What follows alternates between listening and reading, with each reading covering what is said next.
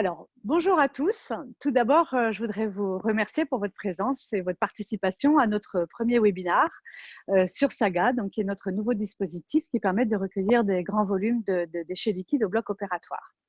Donc, je suis Anne-Elisabeth Elie, je suis Sales Clinical Specialist chez CERES, donc, qui est une société spécialisée dans l'aspiration. Je vais être accompagnée durant cette session par Stéphane Corr, que vous ne verrez pas forcément parce qu'il est derrière la caméra, mais m'aidera du point de vue technique. Et Stéphane est donc notre vice-président. Ce webinaire se déroulera donc en deux temps. Tout d'abord, je vais vous présenter les avantages et les fonctions de Saga.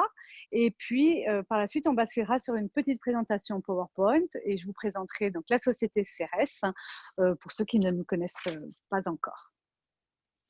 Donc, nous sommes partis de l'idée qu'il fallait moderniser l'aspiration tout en apportant des éléments nouveaux.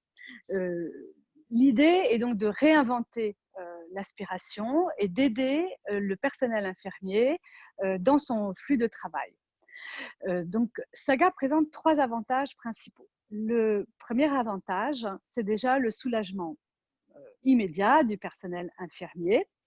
Par exemple, entre deux patients, on va gagner du temps de préparation de salle. Ensuite, le deuxième avantage, c'est le calcul du déficit qui est affiché en temps réel et avec précision sur l'écran tactile. Avec Saga, quel que soit le volume de liquide récolté, on n'arrête jamais l'aspiration. Le troisième avantage, c'est le fait d'optimiser donc la gestion des fluides, ce qui est un élément essentiel pour améliorer la sécurité et les process au bloc d'urologie et d'arthroscopie. Puis vous allez voir qu'avec Saga, on peut également solidifier les liquides pour une meilleure élimination des déchets. Donc vous voyez derrière moi Saga, donc qui se compose de plusieurs éléments. Donc tout d'abord, vous avez l'unité centrale. Ensuite, vous avez donc l'écran tactile, les collecteurs, on les verra de plus près tout à l'heure, et les potences. Et vous avez donc également deux lignes de bocaux, donc vous en voyez une ici, l'autre est derrière, donc deux lignes de 3 bocaux de 6 litres chacun, avec des poches d'aspiration à l'intérieur. Donc justement, on va s'arrêter sur les poches d'aspiration. Je vais en prendre une pour vous montrer, donc je vais peut-être m'éloigner un petit peu de l'écran quelques secondes. Donc, les liquides infectieux sont récoltés dans ces poches. Les poches d'aspiration de Saga ont déjà une technologie très avancée et innovante. Pourquoi? Vous voyez que le sac Saga n'a pas de couvercle, donc on n'a pas d'orifice à reboucher, qui évite un risque de contamination du personnel qui manipule les sacs. Alors, on utilise également un plastique très souple, très fin et très léger, ce qui permet aussi d'avoir alors un grand nombre de sacs en stock dans un plus petit volume. Les sacs Saga donc, sont livrés avec la tubulure installée, hein, ça c'est souvent une question qu'on nous pose. Ce qui est une grosse particularité de Saga, c'est que les sacs sont multipatients. Donc ça, c'est très nouveau. Ça veut dire que tant que le sac n'est pas plein, on le laisse en place. C'est-à-dire qu'on va gagner du temps de préparation des salles, par exemple, entre deux patients. Vous n'avez pas besoin non plus de nettoyer les bocaux et d'utiliser une charge chimique importante qui serait déversée dans les égouts. Alors, on va parler donc du déficit et du calcul de déficit et l'affichage de déficit dont je vous parlais au début de session. Donc, vous voyez derrière moi, donc Saga est équipé d'une ou deux potences. Ça reste au choix du client. Donc, les potences sont motorisées, elles peuvent soutenir jusqu'à 10 litres chacune. Stéphane, vous pouvez rallumer la caméra? La caméra est éteinte, alors je fais une pause, on est en direct, hein, c'est pas grave, je vais meubler. C'est bon. C'est bon? Ah, ok, alors c'est reparti. Donc les potences sont un système ingénieux de balance et les bocaux sont également posés sur des balances. Donc ici, sur l'écran, vous avez 3 indicateurs, dont un qui nous intéresse particulièrement. Alors, je n'ai pas ouvert l'irrigation, mais peu importe. C'est le calcul de déficit qui s'affiche, comme je vous le disais, en temps réel et avec précision. C'est-à-dire qu'en fait, le système calcule la différence entre les entrées et les sorties. Alors, on est en 2020. Ce qui serait bien, c'est que les infirmières arrêtent de faire des calculs mentaux et qu'on leur donne la possibilité d'arrêter de faire des calculs mentaux.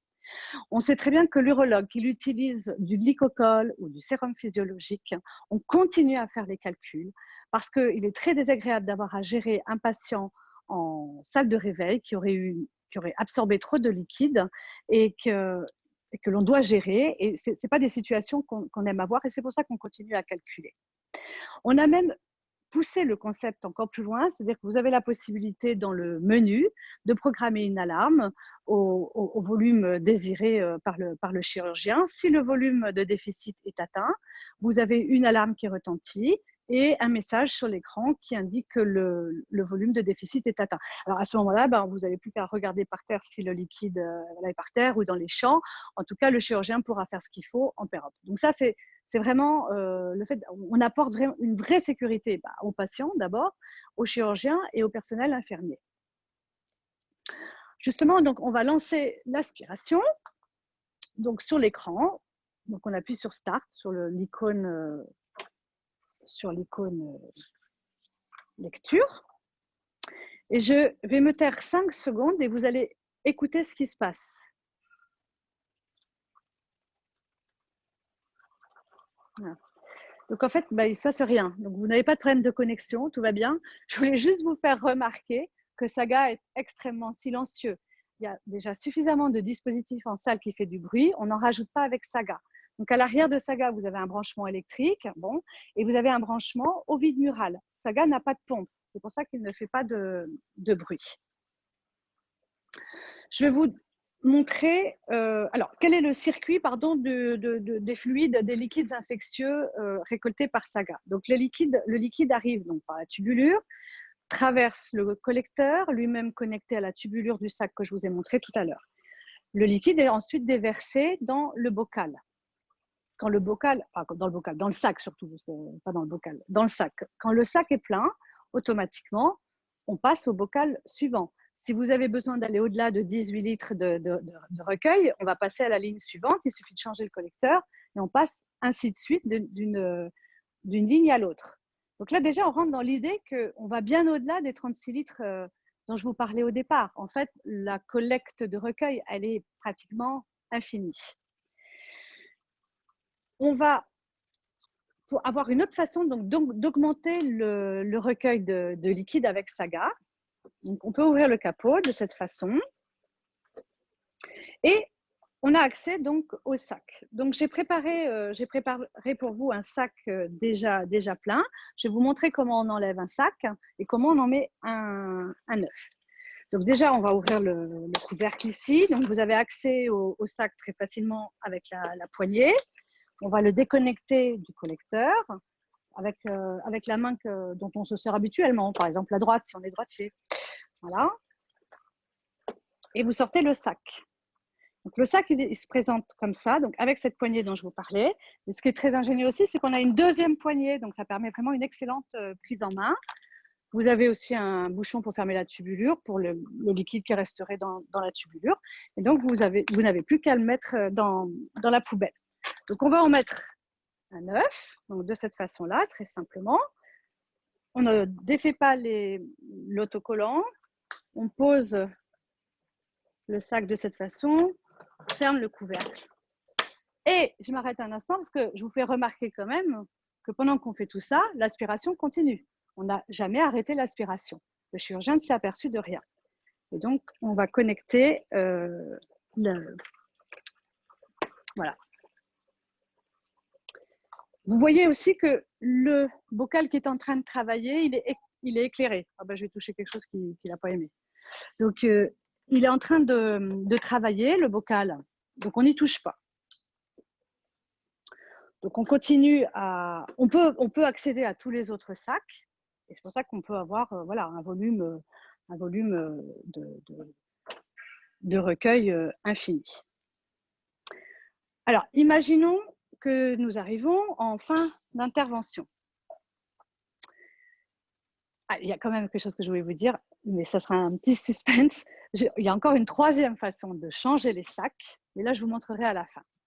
Une petite surprise. Donc, on va arrêter l'aspiration. Imaginons qu'on arrive en fin d'intervention. On va appuyer sur « Terminer ». Je laisse le temps à Stéphane de se rapprocher. Donc, il nous demande, bon, voilà, si on n'a pas fait une... On voit bien, je le tourne comme ça va? Si on n'a pas fait une erreur, donc non, on veut bien, on a fini. Il va se passer deux choses à ce moment-là. La première, c'est au niveau du collecteur. Donc, je vais demander à Stéphane de m'amener le collecteur, s'il te plaît, excuse-moi. Donc, merci beaucoup. Donc, au niveau du collecteur. Donc, quand on fait terminer, en fait, à l'arrière du collecteur, vous avez un code RFID. Ce code, il est invalidé lorsqu'on appuie sur terminer. Ça va éviter, en fait, de faire une erreur, de recommencer un deuxième patient avec le collecteur précédent. Donc, vous avez bien compris que le collecteur, c'est l'élément à usage unique. Donc, je vais vous montrer comment, justement, on enlève un collecteur. Oh, tu peux rester là, Stéphane, à moins que tu ne me vois pas. J'espère que voilà, avec la main, je ne gâche rien. Donc, j'appuie sur le bouton ici, j'enlève le collecteur, je le mets à la poubelle. Je remets un nouveau collecteur pour le patient suivant. Ça c'est le geste qu'on fait entre deux patients. Donc ça, c'est très important. Ça m'a pris à peu près 4 secondes. Donc là, on modernise encore une fois et on réinvente l'aspiration parce qu'on n'est pas obligé de changer les sacs des trolley, de refaire le montage en série, etc. Tant que j'ai de la place dans mes sacs ici, on ne touche à rien. La deuxième chose qui se passe lorsqu'on a appuyé sur terminer, c'est la solidification. Donc la solidification, elle se fait de façon automatique, vous n'avez rien à faire. Vous pouvez aussi solidifier les sacs de façon manuelle, solidifier A1, A2, B3, ce que vous voulez. Puis vous pouvez aussi ne pas solidifier du tout, ça reste une option. Je vais lever le suspense insupportable de ce dont je vous parlais tout à l'heure sur la dernière façon de changer les sacs et de récupérer même jusqu'à 36 litres en une seule fois. En fait, je vous ai montré tout à l'heure que bon, il y a l'unité centrale. En fait, l'unité centrale, elle se sépare en deux. Donc, juste en soulevant la poignée, là. Et là, je tire le chariot. Et là, en général, lumière dans les yeux des inférieurs qui se disent « Ah oui, elles ont tout de suite compris pourquoi c'est intéressant. » Parce qu'effectivement, vous allez en fait juste transporter les 36 litres en poussant le petit chariot, en ne portant rien, jusqu'au local à poubelle. Vous pouvez même avoir un deuxième chariot si vous voulez et le mettre en place pour le patient suivant. Et pendant ce temps, tranquillement, on videra les bocaux.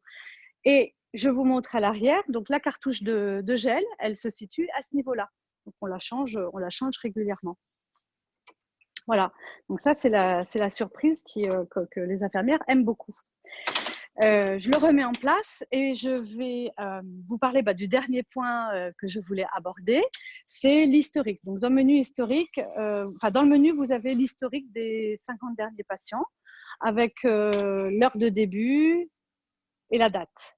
Donc si l'infirmière n'a pas pu noter des éléments dont elle avait besoin pour l'aspiration sur le dossier du patient, elle peut y retourner. Donc on va aller voilà, par exemple sur celle-ci, et là elle aura tous les éléments dont elle a besoin, heure de début, heure de fin, le déficit, le grammage de gel dont on a eu besoin pour ce patient, etc. Donc elle peut récupérer toutes les données.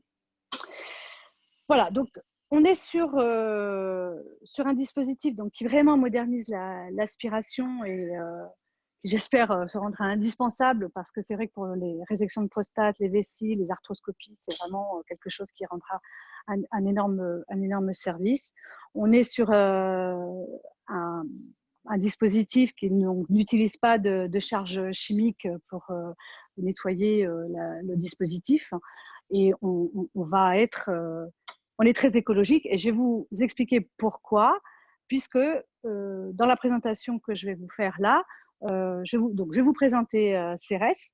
Donc Stéphane est en train de basculer sur la présentation, sur votre écran, vous n'avez rien à faire. Voilà. Donc vous ne me voyez plus, vous m'entendez, c'est déjà largement suffisant. Donc, CERES Saga, l'idée, comme je vous le disais, c'est vraiment de réinventer l'aspiration chirurgicale. Donc, Ceres est une société qui a été fondée en 1973 à Coyaroqui. C'est une société qui a été créée par une famille et c'est toujours une société familiale. Donc, le siège de Ceres est à Helsinki. Toutes nos usines de fabrication sont en Finlande. Donc, on est vraiment sur des produits européens. Et notre service R&D est également en Finlande. Donc, les 47 ans en fait, de vie de Ceres nous ont vraiment permis d'avoir une excellente expertise de l'aspiration et d'avoir voilà, des produits très fiables et de très haute qualité, ce qui fait la renommée des produits Ceres. Donc aujourd'hui, grâce à cela, on est présent dans plus de 50 pays. Notre groupe comprend 450 collaborateurs. Notre fil rouge, notre motivation, c'est vraiment apporter des solutions de haute qualité en termes de gestion des fluides et c'est vraiment là-dessus qu'on focus nos recherches et notre développement. Donc, on est une société scandinave. Comme vous savez, les pays scandinaves font très attention à l'environnement et c'est bien entendu le cas de Ceres qui protège l'environnement tout au long du cycle de vie de nos produits. Que ce soit nos poches d'aspiration ou nos dispositifs de gestion des fluides, nos produits sont utilisés dans plus de 60 000 interventions par jour dans le monde. Donc, grâce à nos solutions intelligentes autour de l'aspiration, ce qu'on veut apporter vraiment aux professionnels de santé, c'est le fait de pouvoir se concentrer sur ce qui compte, de pouvoir se concentrer sur ce qu'ils savent faire de mieux, c'est-à-dire s'occuper des patients. Et c'est vraiment notre priorité. Il ne faut pas oublier que dans notre profession, ce qui est au centre de notre profession, ce sont les patients. Voilà. Donc, j'en ai terminé. Je vous remercie pour votre attention. Et j'espère. Alors, je vais quand même vous. Voilà, je vous montre quand même voilà, mes coordonnées que vous pouvez noter. Évidemment, vous pouvez revenir vers moi et je répondrai avec grand plaisir. Et je reviendrai également vers vous si vous m'y autorisez. Voilà, donc je vous remercie. Je vous souhaite une excellente fin de journée en espérant vous voir très prochainement. Bonne journée, au revoir.